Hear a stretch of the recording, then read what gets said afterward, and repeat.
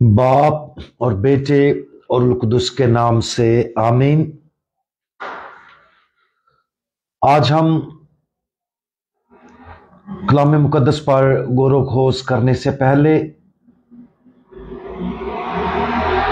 अपने नहायत ही अजीज reverend father Fayaz Rafiq OFM Cap को अपनी दुआओं में याद करते हैं, जो आज सुबह पाक मास करवाने के लिए जा रहे थे और रास्ते में उनका एक्सीडेंट हुआ और वो खुदावंद के पास पहुंच चुके हैं। हमारा दिल नहायत दुखी और पशेमान है, क्योंकि आज हमारा एक नौजवान काहिन खुदा के पास पहुंच चुका है।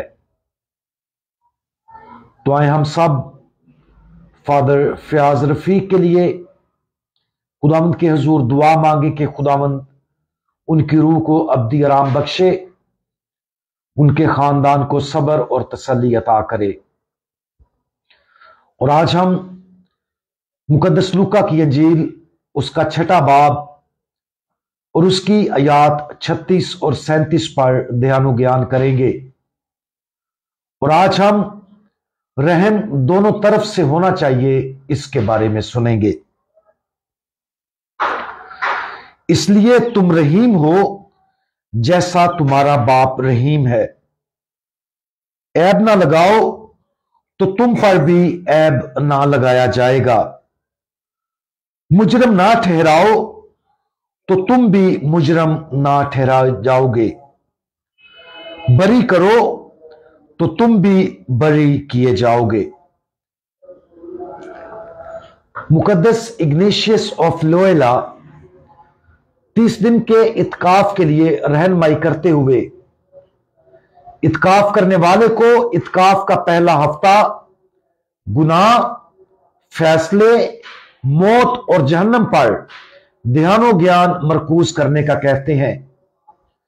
शुरू में यह बहुत गैर मुतासर कुन महसूस हो सकता है, लेकिन इस नुक्ता नजर की हिकमत यह है कि इन पर ध्यानो ज्ञान के एक हफ्ते के बाद इत्काफ करने वालों को इस बात का गहरा एहसास होता है कि उन्हें खुदा की रहमत और बख्शिश की कितनी जरूरत है।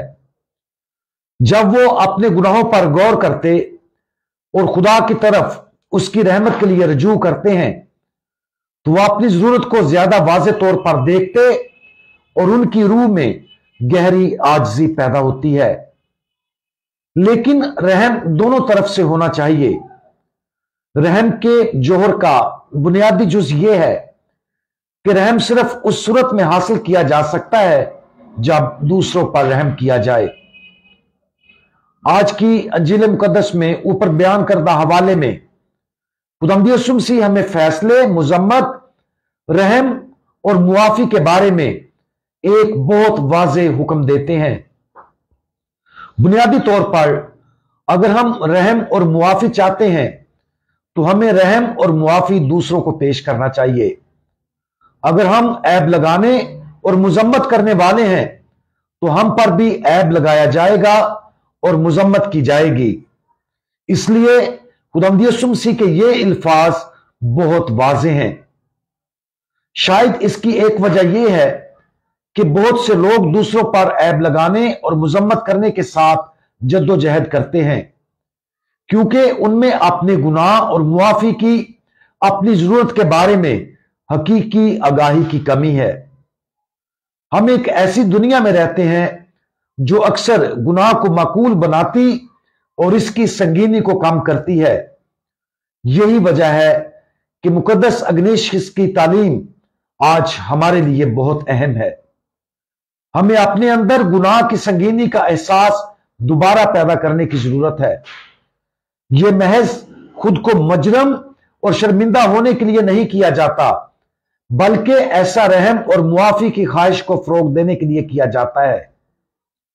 अगर हम खुदा के सामने अपने गुनाह के बारे में गहरी आगाही में बढ़ सकते हैं, तो इसका एक असर यह होगा कि फिर दूसरों पर ऐब लगाना और उन्हें मुजरम ठहराना कम हो जाएगा। जो शख्स अपने गुनाह को देखता है वो दूसरे गुनाहगारों पर रहम करने के लिए ज्यादा मौजू है, लेकिन एक शख्स जो खुद रास्तबाजी के साथ जद्दोजहद करता है वो यकीनी तौर पर दूसरों को मुजरम ठहराने और ऐब लगाने को गुनाह नहीं समझता।